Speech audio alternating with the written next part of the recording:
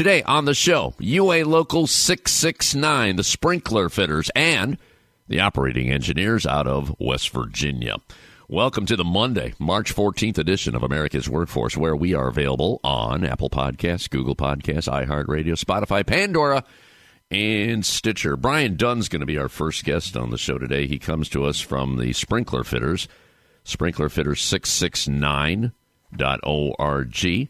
Is the largest UA local in the country. We're talking about 15,000 brothers and sisters. So, the largest pipe fitter union in America, and their members specialize in fire protection systems. So we'll talk about that.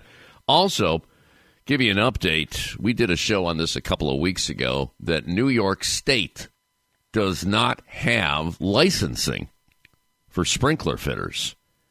And Brian's going to talk about that. Apparently, there is legislation. They're trying to get this through, but there's a tug of war going on. And the leader of the opposition has temporary employees from Georgia and North Carolina working on a huge FedEx distribution center in New York with, get this, no benefits. No benefits. They're just bringing them in like independent contractors, probably getting paid under the table. And you know that happens so much in America. So Brian Dunn's going to have all that information for us as our first guest. The fact that New York State, which is a worker-friendly state, very strong union density there, they don't have licensing for sprinkler fitters. What's the problem there, and why is this so difficult to accomplish? For the life of me, I can't figure it out, and I know you've been working on it. Talk to me about that part. Yeah, Ed, I can't say for certain what the big holdup there is in New York. Like you mentioned, they're a union-friendly state, but there's pushback, and we've always had pushback on individual licensing for installers. Why that is, I'm not exactly sure. I do know that across the board we tend to see that legislators are a little bit reluctant to grant that individual license. But, we see contractor licensing pushed through across the board. And in our industry, it's a life safety industry. Folks depend on these fire sprinklers to protect property but also save lives. And oftentimes the lives being saved are the firefighters that have to go into that burning building. Sure. And so why the pushback exactly, I don't know. I can tell you that in states where we have state licensing, like Washington State, California, also union-friendly states, it took years to get those licensure laws passed and on the books. Once they're there, they work very, very good. They ensure that the folks that are putting in those systems are at least trained and up to speed with the newest technology. And that's important. But to give you an exact reason as to why New York is lagging, I couldn't tell you, because across the state line in Connecticut, in Massachusetts, they've got the licensure laws for installers, and it's not a hindrance. So like I said, we still have no problem getting folks into the trade and getting them those licensure requirements and the training that goes along with it. But I do know that it takes a little bit of time. My assistant manager up there, Mark O'Connor's working real hard on it. He's diligent, and I'm sure he'll get a licensure law up there eventually. Yeah, let's talk about the legislation. I know it's been proposed, and there's a tug of war going on there. Tim Coleman, our dear friend Tim Coleman, told me that I guess there's an opposition leader that is from Georgia, or bringing employees from Georgia and North Carolina, and it sounds like they're working under the table. I don't know. Do we know anything about that?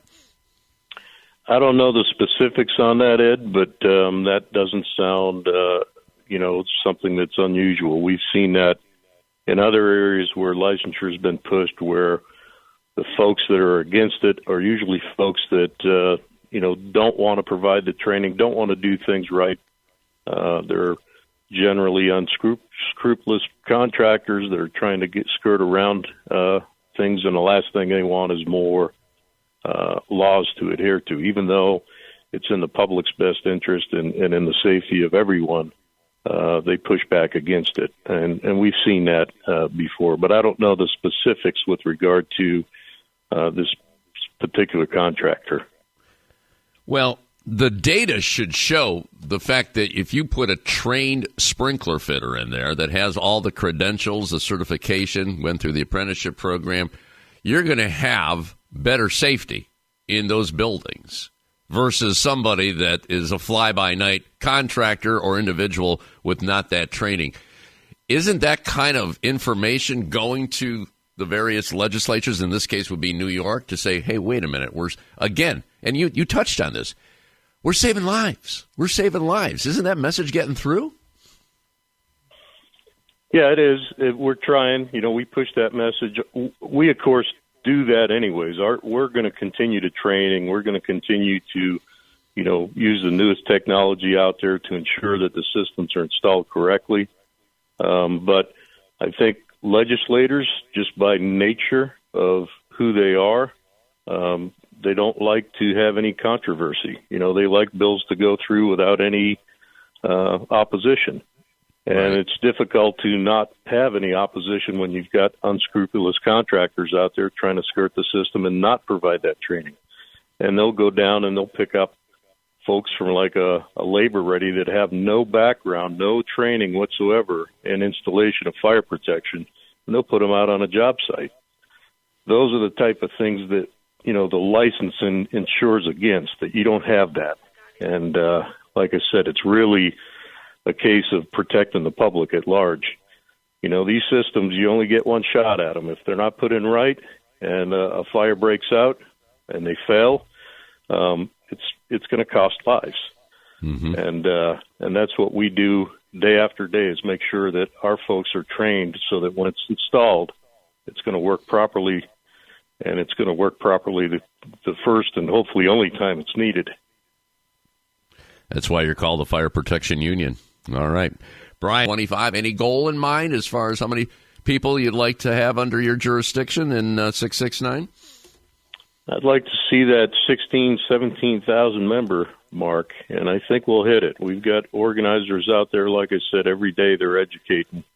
And, our goal is to continue to do that and continue to grow and become, keep pace with the industry as it grows.